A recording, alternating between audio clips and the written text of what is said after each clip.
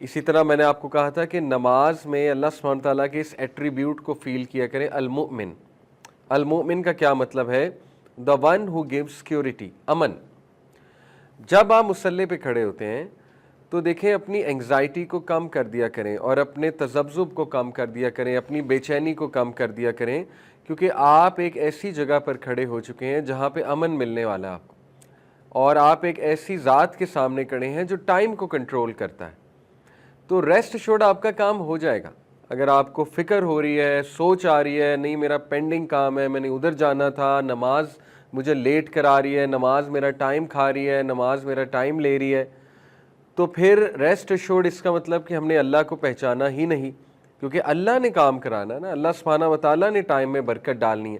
تو یہ سوچ کر جب آپ نماز میں کھڑے ہوں گے تو انشاءاللہ نماز میں خود بخود سکون آ جائے گا، پھر آپ سجدہ بھی لمبا کریں گے، رکوع بھی اچھے سے کریں گے، کیونکہ آپ کو پتہ ہے کہ اللہ تعالیٰ نے میرا کام انشاءاللہ تعالیٰ وہ کرا دینا ہے، ٹھیک ہے۔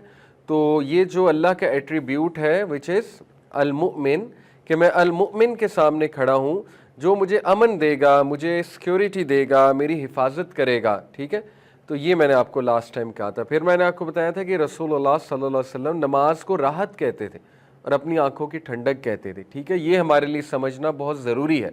پروفیٹ صلی اللہ علیہ وسلم حضرت بلال کو کہتے تھے کہ اقامت کہیے، لیٹ اس ہیو ریلیف، ہمیں راحت ملے، تاکہ آپ اقامت کہیے، ہم نماز پڑھتے ہیں ہمیں راحت ملے گی۔ تو یہ بڑا زبردست کانسیپٹ ہے۔ اس کے بعد میں نے آپ کو یہ حدیث سامنے رکھی تھی کہ نماز اتنی خوبصورت چیز ہے، اللہ کے ساتھ ملاقات ہے کہ آپ سب سے زیادہ قریب اللہ کے سجدے میں ہوتے ہیں۔ تو ظاہر ہے کہ اگر آپ اللہ سے ملاقات چاہتے ہیں اور اللہ کے قریب ہونا چاہتے ہیں تو نماز اس کا بہترین ذریعہ ہے۔ اور پھر ہم نے یہ آیت دیکھی جس میں نے آپ کو نماز کا پرپس بتایا کہ نبی یہ اللہ سبحانہ تعالیٰ قرآن مجید میں سورہ طہ ورس 14 میں کہتے ہیں موسیٰ علیہ السلام کو کہ اے موسیٰ، انڈیڈ آئی ایم اللہ، اننی ان اللہ، میں اللہ ہوں، لا الہ الا انا فاعبدنی، دیر از نو ڈائٹی ایکسیپٹ می سو ورشپ می، وَأَقِیمِ الصَّلَاةِ لِذِکری، اور موسیٰ نماز قائم کرو، کس لیے؟ میری یاد کے لیے، میرے ذکر کے لیے۔ تو دیکھیں نماز کا پرائمری مقصد ہے اللہ کی یاد قائم کرنا، اللہ کا ذکر کرنا، ٹھیک ہے۔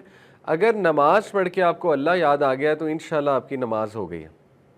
باقی نماز اگر پرائمری مقصد یہ ہے پڑھنے کا کہ کوئی کام ہو جائے، کوئی دعا قبول ہو جائے یا کوئی چیز مل جائے، تو وہ کوئی برائی اس میں نہیں ہے ایسے، کیونکہ نبی صلی اللہ علیہ وسلم کو بھی جب کوئی مشکل آتی تھی نماز پڑھا کرتے تھے، جب دعا کرنی ہوتی تھی نماز پڑھا کرتے تھے۔ لیکن وہ پرائمری مقصد اگر ہوگا تو خدا نہ خواستہ اگر وہ چیز آپ کو نہ ملی نماز پڑھ کے تو پھر آپ کہیں گے نماز پڑھنے کا فائدہ ہی کیا۔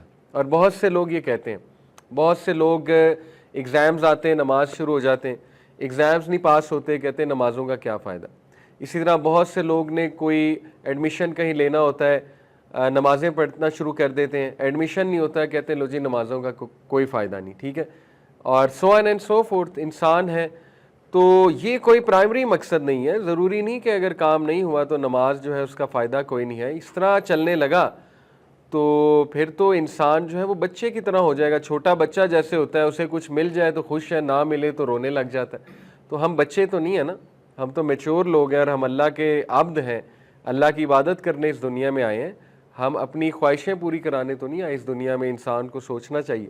آپ دیکھیں صحابہ کو شکست بھی ہوتی تھی جنگوں میں، ہوئی ہے کہ نہیں ہوئی ہے؟ صحابہ کو نقصان بھی اٹھانا پڑا ہے جنگوں میں۔ تو کسی جنگ میں کفار کا پلڑا بھاری ہوتا تھا، بعد کی جو کانکیسٹ ہے ان کی بات کر رہا ہوں، تو صحابہ نے کتنی نمازیں پڑھ کے دعا کی ہوگی، تو کیا مطلب انہوں نے نمازیں چھوڑ دیں کہ ہمیں شکست کیوں ہو گئی، ہماری دعا کیوں نہیں قبول ہوئی، کیسے ہو سکتا ہے کہ ہمارے لوگ شہید ہو گئے؟ انہوں نے تو ایسے نہیں سوچا۔ تو یہ بہت ہی مایوپک جسے کہنا چاہیے کہ شارٹ ایک سوچ ہے، ایک چھوٹی سوچ ہے کہ میری دعا قبول نہیں ہوئی لہٰذا نمازوں کا بھی کیا فائدہ ہے۔ نمازوں کا یہ فائدہ ہے کہ نماز سب سے پہلا سوال ہوگا، اگر نماز ٹھیک ہے تو انشاءاللہ سب کچھ ٹھیک ہے، یہ سب سے بڑا فائدہ ہے نمازوں کا۔ باقی فوائد اپنی جگہ، اس کی طرف آتے ہیں ہم ابھی، ٹھیک ہے۔ اسی طرح میں نے آپ کو بتایا تھا کہ اللہ نے نمازوں میں خشیت کا حکم دیا ہے، خشیت اپناؤ نمازوں میں، ٹھیک ہے۔ تو اگر نمازوں میں خشیت نہ اپنائی جا سکتی، خشیت سے کیا مراد ہوتی ہے؟ سبمسونیس اور بیوٹی ایڈ کرنا نماز میں۔ اگر انسان نمازوں کو بیوٹیفائی نہ کر سکتا تو پھر اللہ تعالیٰ کیوں اس کو یہ بات کر رہے ہیں کہ الذین هم فی صلاتہم خاشعون؟ مومنون کی کوالٹی اللہ نے بتائی کہ یہ وہ ہیں جو نمازوں میں خشیت لاتے ہیں، بیوٹیفائی کر کے نماز پڑھتے ہیں۔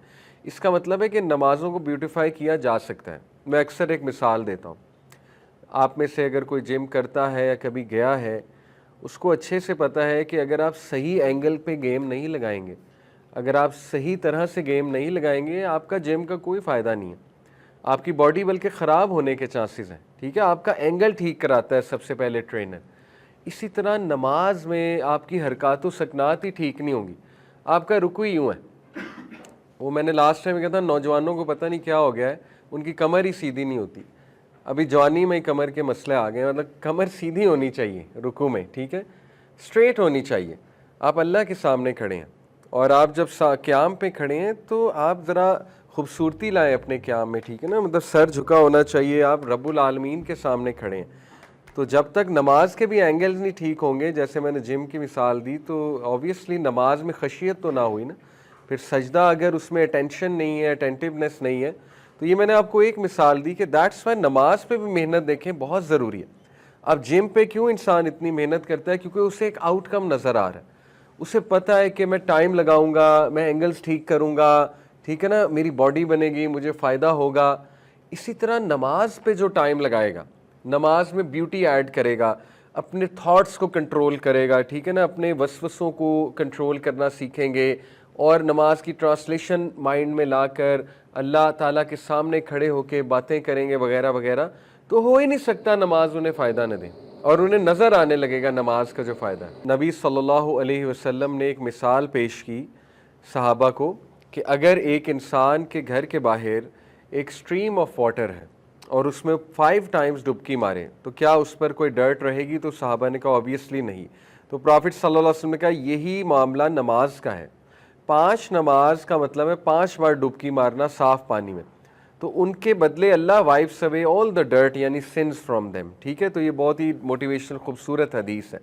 اسی طرح میں نے آپ کو یہ حدیث سنائی، the 5 daily prayers and the Friday prayer until the Friday prayer are expiation. جمعے کے جمعے جو نمازیں ہیں جو جس نے پڑھی ہوں گی انشاءاللہ، تو وہ گناہوں کی ایکسپیشن ہے۔ جمعے کے جمعے کی جو نمازیں یعنی 1 ویک کی جو نمازیں ہم نے پڑھی ہوں گی، ٹھیک ہے؟ تو they are an expiation for our sins. اور دیکھیں ہم سب کو گناہ معاف کروانے کی کتنی ضرورت ہے۔ اللہ تعالیٰ نے کتنے چانسز دیے انسان کو، کفارات پہ باقاعدہ حدیث ہیں، کفارات کہتے ہیں گناہوں کے کفارہ کو۔ دیکھیں نبی صلی اللہ علیہ وسلم نے فرمایا جو انسان نماز پڑھ کے اسی جگہ پر بیٹھ کے ذکر کرتا ہے، اور جب تک وہ ذکر کرتا ہے تو فرشتے اس کے لیے دعا کرتے ہیں، the angels pray for the person. تو یہ بڑی خوبصورت بات ہے۔ ہماری انفارچونیٹلی کوشش ہوتی ہے کہ نکلیں، سلام پھیرا اور بس نکلیں، ٹھیک ہے؟ تو تھوڑا سا اگر ہم ویٹ کر لیں، وہاں پہ بیٹھ جائیں، یہ ہمارے تزکیہ کے لیے بھی اچھا ہے۔ مسجد میں آپ بیٹھیں گے، پازیٹیو انرجی لیں گے، اسپرچول انرجی لیں گے، انشاءاللہ it will give you that drive, that motivation, that energy to fight فتنس، ٹو فائٹ دا سنز، ٹھیک ہے؟ تو اس کو لیں، اس انرجی کو وہاں بیٹھ کر۔ تو یہ جو کفارات ہیں اس میں نمازیں بھی ہیں۔ سب سے بڑی بات کہ نمازیں ایکسپیشن آف سنز ہوتی ہیں۔